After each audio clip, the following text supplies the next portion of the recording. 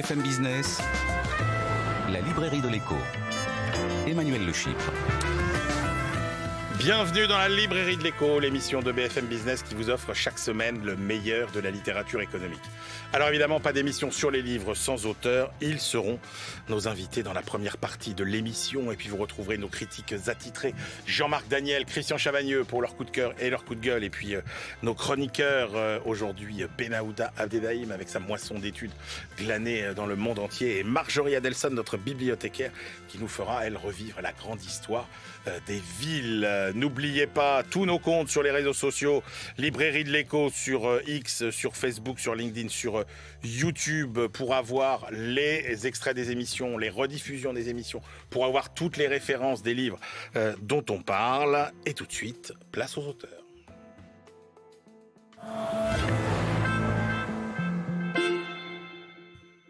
Alors je vous le dis tout de suite, ce sera la librairie de l'écho la plus feel-good de l'année, puisque nous vous proposons une émission pour exacerber nos sens, nos sensations, nos sentiments, pour nous fabriquer un monde plus agréable à vivre, plus bienveillant, mais aussi plus performant et plus riche de sens. Alors comment ? Eh bien, on va explorer deux voies. La première, c'est celle de la musique et du son. Nous entrons dans le siècle du son. C'est votre thèse, Michael Blumendil. Vous êtes fondateur de l'agence 6e Son. Vous êtes, il faut le dire, le compositeur le plus écouté au monde. Il y a 2 milliards de personnes qui entendent vos compositions chaque jour sur la planète, c'est bien ça ? Exactement. Voilà. Vous êtes créateur d'identité sonore pour plus de 400 marques dans le monde et vous publiez donc Le siècle du son aux éditions Débat Public. Et puis, la deuxième voie vers ce monde meilleur, c'est celle de l'empathie qui va être désormais enseignée à l'école en France, enseignement qui existe déjà au Danemark. Et vous n'êtes pas pour rien dans cet enseignement de l'empathie en France, Malin Ridal. Vous avez pratiqué, vous, la communication à très haut niveau dans des grandes entreprises. Et puis, vous avez décidé de bifurquer. Alors, vous aviez fait un livre qui avait fait sensation. Vous aviez été notre invité, Le bonheur d'être danois, où on apprenait tous les secrets de la cohésion danoise. Vous êtes aussi enseignante à Sciences Po et là, vous publiez L'empathie. Ça s'apprend aux presses de la Cité. On commence avec vous, Malin. Déjà, l'empathie, comment on peut la définir ? C'est quoi ? Alors l'empathie, il y a plusieurs sortes d'empathie. Donc on parle de l'empathie émotionnelle, qui est la capacité de comprendre l'émotion de l'autre. Il y a l'empathie cognitive, qui est qui est de comprendre les idées des autres. Et puis il y a la troisième forme, qui est une forme de l'empathie sociale, où on comprend un peu le dynamique dans un groupe. Donc c'est une intelligence émotionnelle, la capacité de comprendre soit l'émotion, les idées ou un contexte social. Alors, de manière populaire, on dit souvent, c'est de se mettre à la place de l'autre, ce que je conteste un peu dans le livre, parce que quand on se met à la place de l'autre, on se met justement à la place de l'autre et on n'est pas l'autre.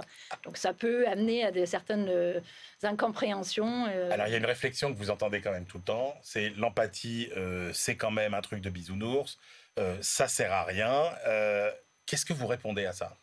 Je réponds tout simplement que c'est un outil d'apaisement et c'est un outil de compréhension et de vivre ensemble. Et notamment, quand on regarde dans les entreprises, après je vais parler de l'harcèlement à l'école, c'est que dans l'entreprise, on a 85% des gens qui disent gérer régulièrement des conflits. Ouais. 36% ils disent de manière très très très fréquente ou constante.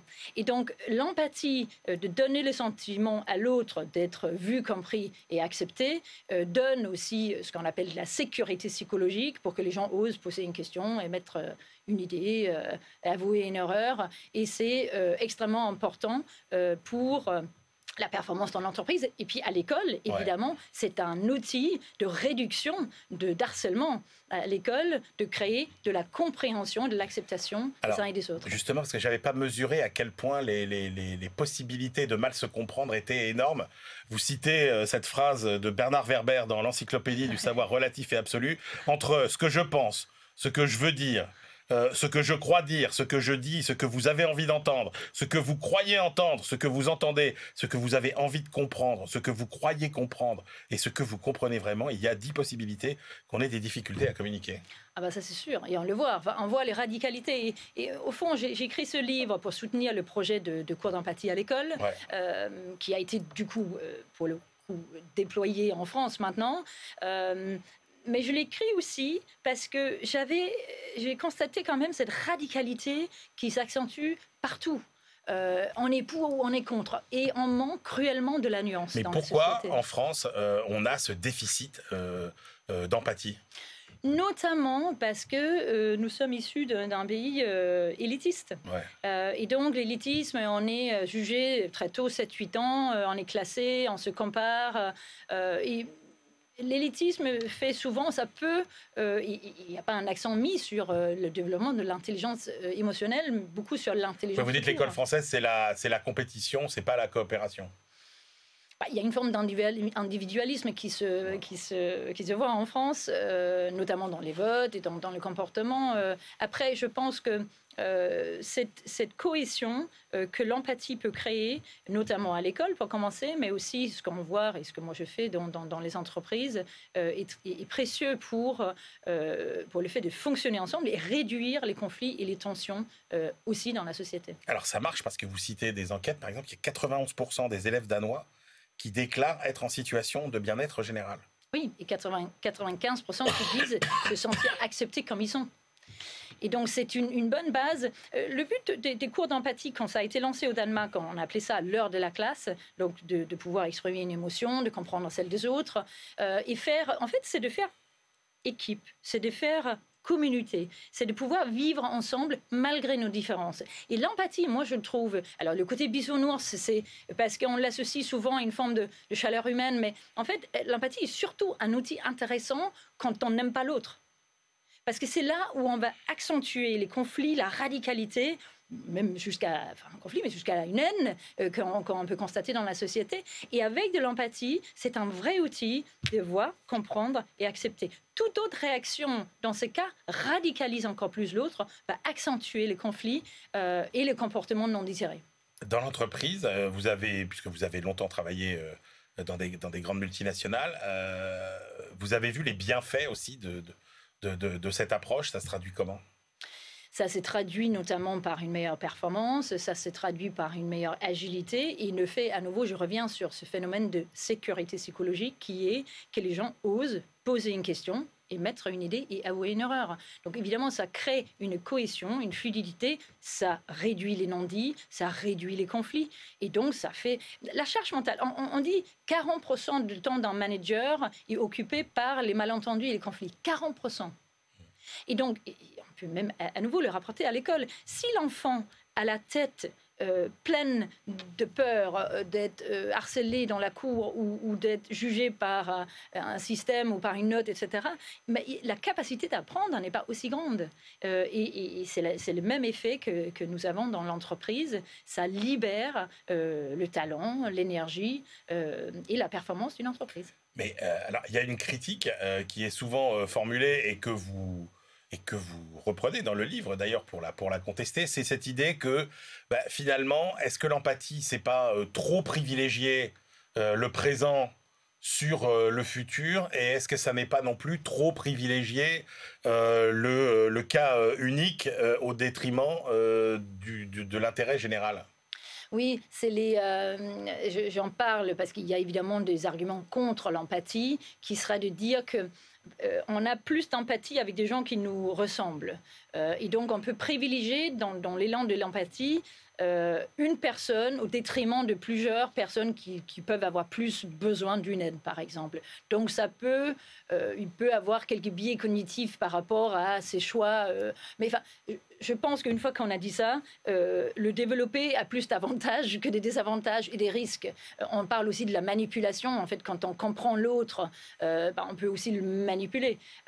Par cette compréhension, si je vous ai vu, je vous ai compris, je vais savoir peut-être mieux comment vous manipulez. C'est un autre argument, entre guillemets, contre. Mais de manière globale, les résultats sur l'empathie, que ce soit à l'école, que ce soit dans l'entreprise ou dans la société de manière générale, sont quand même largement positifs. Ce qu'on pourrait objecter aussi, Malène Ridal, c'est que le petit Danois, quand il rentre chez lui, il baigne aussi, sans doute, dans un environnement où cette culture de l'empathie est développée. Le petit Français, lui, quand il va rentrer dans sa famille avec son cours à l'école, Est-ce qu'il va réussir à peut-être influencer sa famille? Ça va être compliqué pour lui quand même. C'est un long chemin, mais c'est un bon début. Et bien sûr, on ne va pas y arriver du premier coup, mais je dis souvent, si 50% retiennent 50%, on est déjà mieux dans la société. Le fait de savoir identifier une émotion, savoir comment le réguler, savoir comment le communiquer derrière, si on ne sait pas l'identifier, si on ne sait pas le réguler, si on ne sait pas le communiquer, ça devient de la colère, de la violence, par la non-compréhension de ses propres émotions. Et donc, le fait de comprendre, de dire « je le contrôle, je n'ai pas le contrôle », comment je gère cette émotion? Là, je parle à l'école, hein, mais je parle aussi des adultes. Il y a des adultes qui ne savent pas. Et donc, le fait d'avoir cette régulation, à nouveau, je reviens sur ce mot de la nuance, ce recul, de ne pas agir à chaud et vouloir absolument avoir raison dans tous nos points de vue. D'avoir une petite ouverture, d'avoir... j'appelle ça une petite douceur, mais ça ne va pas être compris par tout le monde, mais c'est-à-dire cette ouverture qui permet le dialogue. Et qu'on peut avoir une position pour quelque chose, mais tolérer qu'il y a d'autres personnes qui pensent autrement. Et c'est cette tolérance-là qui crée une vraie communauté, qui crée une vraie société avec une richesse. Le fait de s'engager, il y a une grande différence entre s'engager pour quelque chose ou être très occupé à s'engager contre. Le contre, en réalité, renforce ce qu'on n'aime pas. Par le mécanisme de quand quelqu'un... Est-ce que la mentalité a changé? Est-ce que entre le moment où vous avez voulu défendre ces idées, l'accueil que vous avez reçu au départ en France, à l'école, etc., est-ce que vous avez vu le changement d'état d'esprit en peu de temps, finalement? Alors, moi, c'est au moment où j'ai pris la double nationalité, quand j'ai pris le passeport français, j'ai décidé de m'engager dans l'éducation. Donc, je me suis dit, on ne prend pas un passeport pour en avoir deux, on le prend évidemment pour s'engager dans le pays. Et j'ai eu quand même, dans les ministères avant Gabriel Attal, des non-réponses. J'ai pas été particulièrement ni entendu ni reçu. Et donc, ce changement-là, il ressent avec Gabriel Attal qui a voulu lancer ce projet en France. L'empathie va adoucir nos mœurs. Michael Boumendil, vous qui savez tout des effets de la musique sur notre psychologie, la musique, le son, ça rend notre vie plus vivable, plus agréable? D'abord, la musique, elle permet de réunir des gens qui croient qu'ils n'ont pas beaucoup de choses en commun. Regardez, quand vous allez à un concert, votre voisin, il n'a peut-être pas la même opinion politique, il n'a peut-être pas la même origine, il n'a peut-être pas les mêmes convictions, la même façon d'aimer, et pourtant vous allez vibrer à l'unisson. La musique et peut-être le sport sont deux rares sphères de nos vies où on peut encore se rencontrer, se mélanger, même si on ne se connaît pas. Mais alors, ce 21e siècle, ça va être beaucoup plus que ça. Michael Boumendil, c'est ce que vous expliquez en disant le 21e siècle présente une combinaison inédite de facteurs qui donnent au son et à la musique une puissance qui sera plus forte que celle des mots et des images. Oui, alors il y a des facteurs positifs et des facteurs négatifs. Si je commençais par le négatif, je dirais que la force des mots en a pris un coup ces dernières années. D'abord parce que dans le domaine de la communication des marques, comme dans la communication politique, il y a des mots qu'on a beaucoup galvaudés et qui aujourd'hui sonnent creux. Ils ne devraient pas, mais ils sonnent creux. Sous l'angle toujours du mot, le mot n'est pas universel. Là, on se parle en français. Moi, la moitié des audiences, vous citiez le fait qu'on a au moins 2 milliards de personnes par jour qui nous entendent. La plupart ne parlent pas français, mais intrinsèquement, ils parlent le langage du son et de la musique. Donc le mot n'est pas universel, n'est pas aussi puissant. L'image, on l'a beaucoup manipulée. Elle aussi, on l'a galvaudée et on lui a fait perdre une bonne part de sa crédibilité. Sans compter qu'on est au début de la production d'images à l'intelligence artificielle qui elle-même va faire douter de la sincérité et de la véracité de l'image. Oui, mais on n'a pas ce problème au son. Pourquoi? Parce que en quoi le son est-il plus vrai? En quoi le son ne nous berce-t-il pas d'illusions ou ne nous induit pas en erreur comme des images trafiquées? Alors ça nous amène à la première partie de votre question. Quels sont ces phénomènes uniques qui se rencontrent aujourd'hui? D'abord, on est tous, en tant qu'humains, déjà formés au son par le simple fait qu'on est passé un certain temps dans le ventre de nos mères. Et c'est une expérience très sonore. Ouais. On est éduqué au son à partir de ce moment-là. Et l'éducation au son, pour une bonne part, elle est universelle. Le bruit d'un verre qui tombe, le bruit d'un oiseau, le bruit d'un cœur qui bat, tout ça, c'est universel. Ce qui vient compléter cette formation et qui devient aujourd'hui universel, et c'est ça qui est assez nouveau, c'est ce que la technologie nous permet. Faisons court. Il y a 100 ans, la musique, c'était un divertissement bourgeois. L'accès à la musique n'était pas permanent. Il était cher, il était donc réservé à un certain type de population. Je pourrais faire long là-dessus. Aujourd'hui, l'accès à la musique, c'est permanent, c'est gratuit ou quasi gratuit, et ça s'adresse à tous. Les différences qui existaient entre les riches, les pauvres, les urbains, les ruraux, cette différence a fini d'exister. Moralité, si vous savez utiliser le son et la musique, si vous savez à quoi ça sert et comment en faire presque un levier de pouvoir, alors votre capacité à parler aux gens et aussi à les influencer, celle qui arrive dans ce siècle du son est absolument unique. Alors, il faut rappeler, vous êtes créateur d'identité sonore. Donc, quand les plus de 400 entreprises, dont toutes les boîtes beaucoup de boîtes du CAC 40, etc., et dans le monde entier, qu'est-ce qu'on vous demande quand on vous contacte Alors, on m'a demandé des choses, mais aujourd'hui, ce qu'on me demande, c'est en fait comment utiliser le pouvoir du son pour être plus proche de ceux à qui je veux m'adresser et finalement remporter plus de succès. La façon dont on s'habille, on le sait bien, influence la perception que les autres peuvent avoir de soi. La façon dont on s'habille d'un point de vue sonore a un impact de plus en plus fort sur 2-3 choses très simples. La capacité qu'on a à comprendre les marques, la capacité qu'on a à les aimer, la capacité qu'on a à les préférer. Or, une des bases du défi économique, c'est d'être préféré. Donc voilà à quoi doit servir le son. Donc vous dites un des avantages compétitifs aujourd'hui d'entreprise, c'est vraiment d'avoir une identité sonore que tout le monde va reconnaître. Vous avez des exemples à nous citer comme ça ? Alors, on peut prendre des exemples. Nous, on a effectivement presque l'essentiel de notre activité en dehors des frontières françaises. Nous, on mesure, par exemple, on s'occupe d'une grande marque américaine qui s'appelle Merrell, qui est une sorte de spécialiste du sport, des vêtements sport, des chaussures de sport. On a juste mesuré qu'un film fait avec notre approche et un film tel qu'il l'avait avant, sur la perception de la marque et sur la capacité à créer de la préférence, la valeur qu'on a créée est absolument phénoménale. Pourquoi ? Parce que, par exemple, aujourd'hui, les jeunes, dans beaucoup de pays, la Gen Z ne veut pas lire. Deuxièmement, elle se forme comment ? D'ailleurs, elle s'informe comment ? De plus en plus, par exemple, sur TikTok. TikTok, c'est un média dont l'empreinte principale est le son. Si vous pensez qu'en expliquant avec des mots, ou avec des sous-titres, ou avec des images, vous allez laisser une empreinte forte sur TikTok, vous vous trompez. L'empreinte, ce avec quoi les gens repartent sur TikTok, c'est du son. Alors, 2 possibilités. Soit vous prenez des musiques existantes, des musiques de stock, que tout le monde retient, mais les gens vont partir avec ça, soit vous bâtissez votre propre vocabulaire, et quand ils partent avec ce son, ils partent aussi avec ce que vous êtes. Vous avez créé les sons de la Coupe du Monde de rugby, notamment. Vous avez créé les sons de la SNCF. Oui. Donc, par exemple, c'est quoi les sons de la SNCF ? Vous le chantez ou je le chante ? Le tout, c'est vous. Bravo, ça absolument. C'est vrai que moi je l'adore. Bon. Ouais, mais c'est une invitation. Non, mais là vous avez raison, c'est que c'est extrêmement puissant. C'est-à-dire que quand on entend ça, c'est une invitation au voyage. Alors, deuxième chose. Oui. La première chose, vous avez raison. Mais la deuxième chose, ça dit à quel point la SNCF est une entreprise différente. À quoi il ressemble ce son ? Quand on fait des études, les gens disent qu'il ressemble à la SNCF. Il a une unicité. Pourquoi est-ce qu'une entreprise, ici on est dans un lieu où on parle économie. Un des grands défis de l'existence d'une marque dans l'économie, c'est d'être perçu comme étant unique. C'est d'exister. Un entrepreneur, souvent, une des premières choses qu'il va faire, c'est donner un nom à sa marque et lui donner un logo.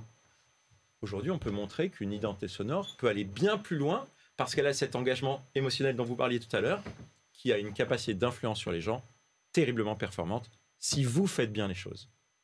Et comment vous, après, vous digérez tout ça et comment vous créez ? C'est quoi vos secrets de fabrication, en fait ?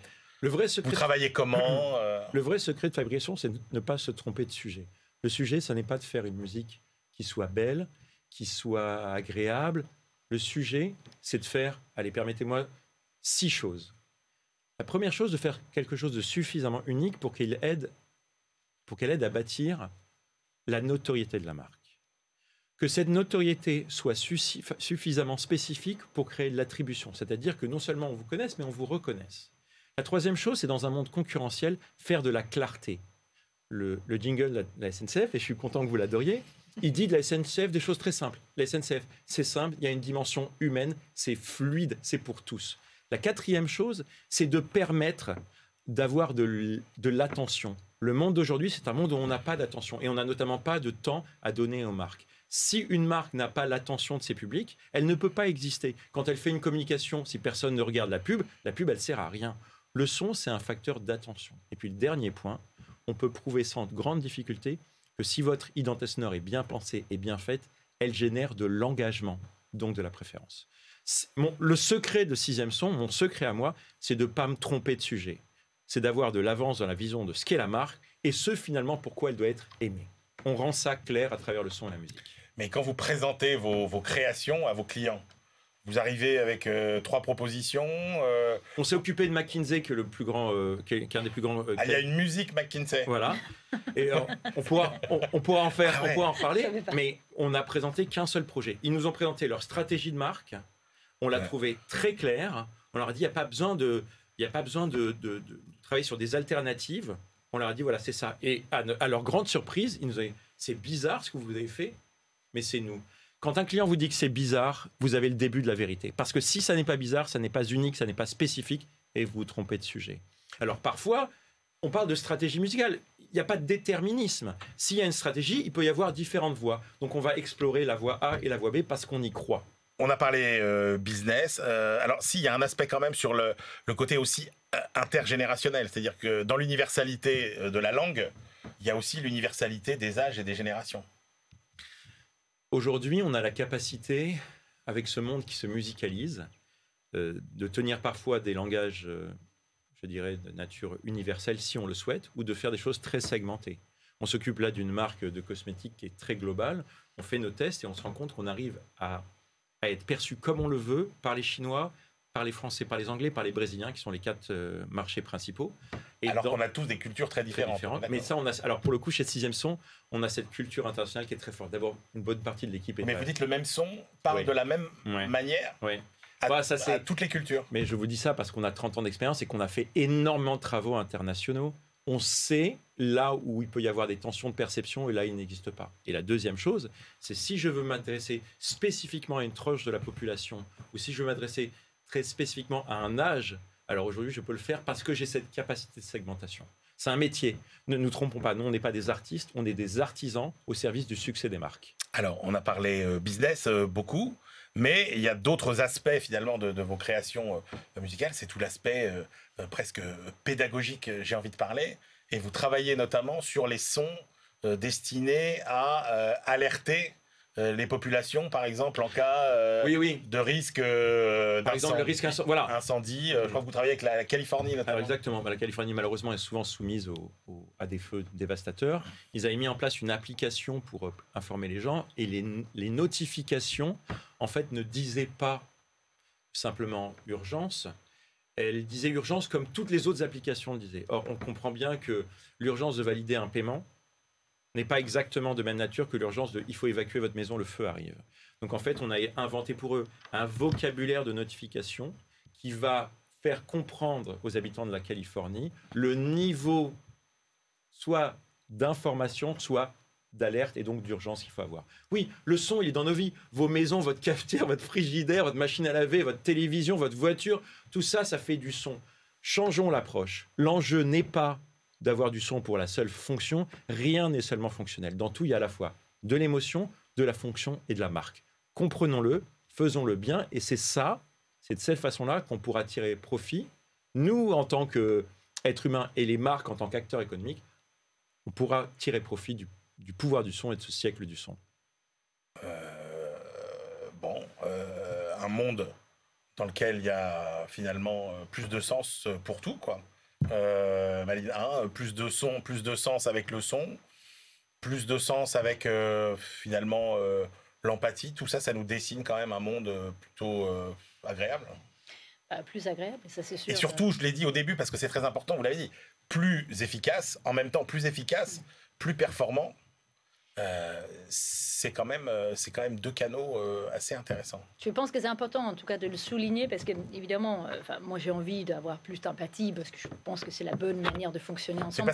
Parce que ça rend aussi les gens heureux les gens qui font preuve d'empathie, ça les Oui, rend aussi heureux. Mais il y a une partie de la population qui veut bien entendre ça, mais en fait, le fait ça a été documenté et prouvé, le lien avec une meilleure performance, bah, ça ouvre à un public plus large, parce que c'est un intérêt que, notamment dans le monde de l'entreprise, mais aussi à l'école.